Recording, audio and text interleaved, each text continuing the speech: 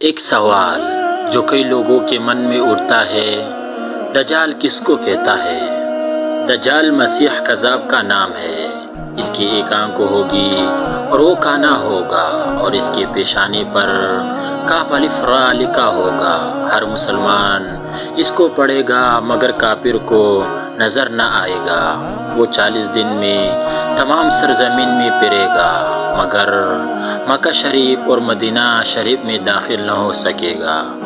ان 40 دنوں میں پہلا دن 1 سال کے برابر ہوگا، دوسرا دن 1 مہینے کے برابر، تیسرا دن 1 ہفتے کے برابر اور باقی دن معمول کے دنوں کے برابر ہوگی۔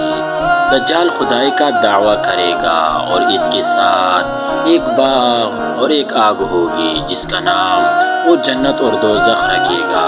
جو اس پر ایمان لائے گا اس کو اپنی جنت میں ڈالے گا جو حقیقت میں آگ ہوگی، اور جو اس کا انکار کرے گا اس کو اپنے جہنم میں داخل کرے گا جو اصل میں راحت اور آرام کی جگہ ہوگی۔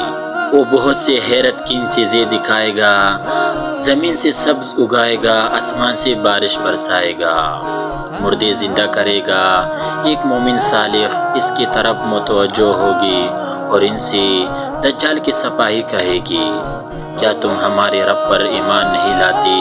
وہ کہے گی، میرے رب کے دلائل چھپی ہوئی نہیں ہے۔ پھر وہ ان کو پکڑ کر دجال کے پاس لے جائے گی۔ یہ دجال کو دیکھ کر فرمائے گی، اے لوگو، یہ وہی دجال ہے جس کا رسول صلی اللہ علیہ وسلم نے ذکر فرمایا ہے۔ دجال کے حکم سے ان کو مارا پیٹا جائے گا۔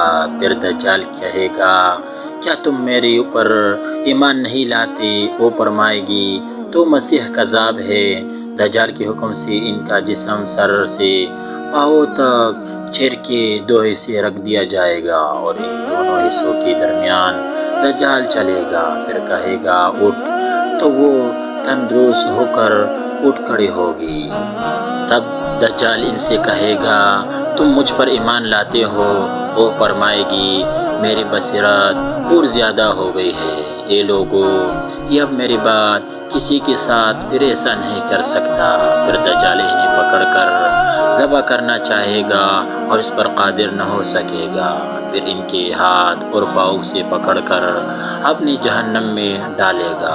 لوگ گمان کریں گے کہ ان کو آگ میں ڈالا، مگر در حقیقت وہ آزمائش کی جگہ ہوگی۔